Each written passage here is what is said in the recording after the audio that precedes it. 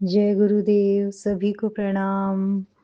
आज मैंने गुरुदेव का एक प्रवचन पढ़ा जो मैं आप सभी के साथ शेयर करना चाहती हूँ। युग परिवर्तन।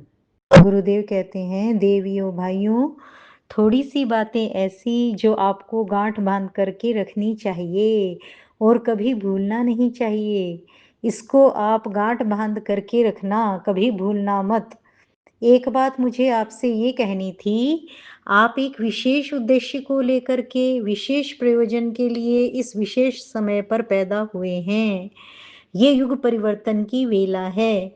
आपको दिखाई तो नहीं पड़ता, पर मैं आपको यह कह सकता हूँ और मुझे कहना चाहिए, आप जिस समय में पैदा हुए हैं ये साधारण समय नहीं है, असाधारण समय है। इस समय में युग तेजी के साथ बदल रहा है।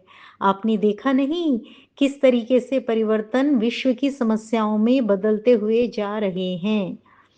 विज्ञान की प्रगति को आप देख नहीं रहे क्या? ऐसी-ऐसी चीजें बनती हुई चली जा रही हैं। एक किरण एक्स-रे के तरीके से एक्स-रे की किरण फेंकी जाती है। किरण फेंकी जाए, न गैस फेंकने की ज़रूरत है, न कुछ फेंकने की ज़रूरत है। सारे का सारा इलाका जो मनुष्य रह रहा है, वहाँ बैठे के बैठे रह जाएँगे, उठे के उठे रह जाएँगे, चलने-फिरने के लिए कोई मौका नहीं आएगा। ऐसे-ऐसे वैज्ञानिक हथियार तैयार हो रहे हैं। जो दुनिया का सफाया करना हो तो बहुत जल्दी सफाया हो सकता है।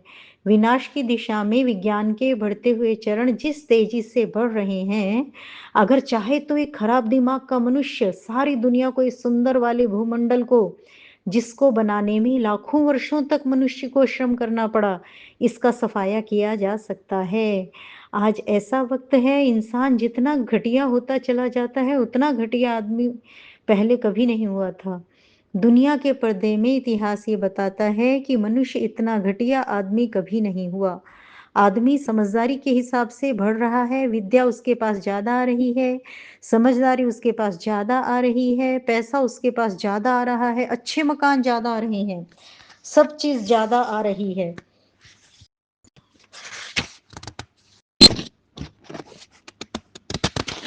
पर ईमान पर ईमान के हिसाब से और दृष्टिकोण के हिसाब से आदमी इतना कमजोर, इतना घटिया, इतना स्वार्थी, इतना चालाक, इतना बेईमान, इतना कृपण, इतना ठग होता हुआ चला जा रहा है कि मुझे शक है कि आदमी की यही ठगी, यही कृपणता और यही स्वार्थपरता जो आज हमारे और आपके ऊपर हावी हो गई है, इसी हिसाब से, इसी क्रम से चाल से चली तो एक आदमी दूसरे आदमी को जिंदा निगल जाएगा। आदमी को अपनी छाया पर विश्वास नहीं रहेगा कि ये मेरी छाया है कि नहीं और ये मेरी छाया मेरी सहायता करेगी कि नहीं।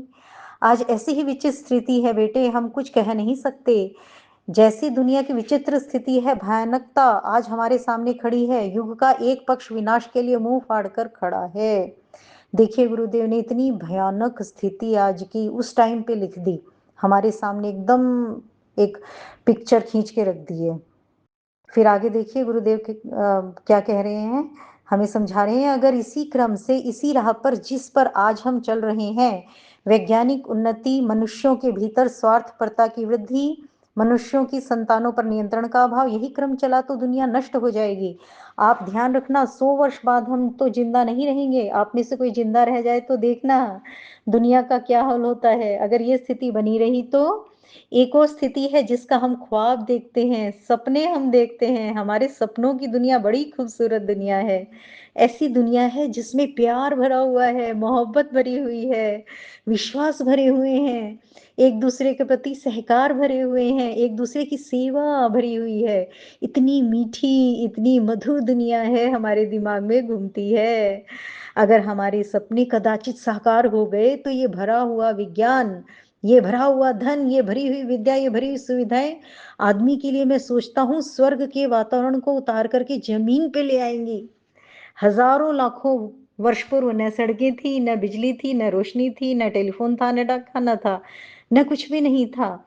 ऐसे अभाव के जमाने में स्वर्गीय जिंदगी जिया करते थे। आज बेहतरीन परिस्थितियों में दुनिया में इतनी शांति, इतनी समरसता, इतना सौंदर्य, इतना सुख पैदा कर सकते हैं कि हम नहीं कह सकते। जिस चौराहे पर हम खड़े हुए हैं, एक विनाश का चौराहा और एक उन्नति का चौराहा है। उन्नति में क्या होने वाला है? इसके लिए आपको भूमिका निभानी पड़ेगी। कास्टिंग वोट आपका है, 2 वोट बराबर होते हैं।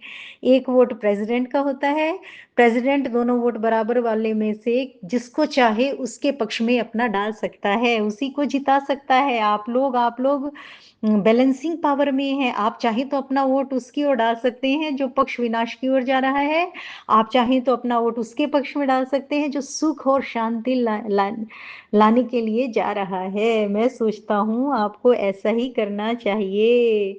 सुख शांति के लिए अपना वोट डालना चाहिए और आपको अपनी वर्तमान ज़िंदगी जानवरों के तरीके से नहीं जीनी चाहिए।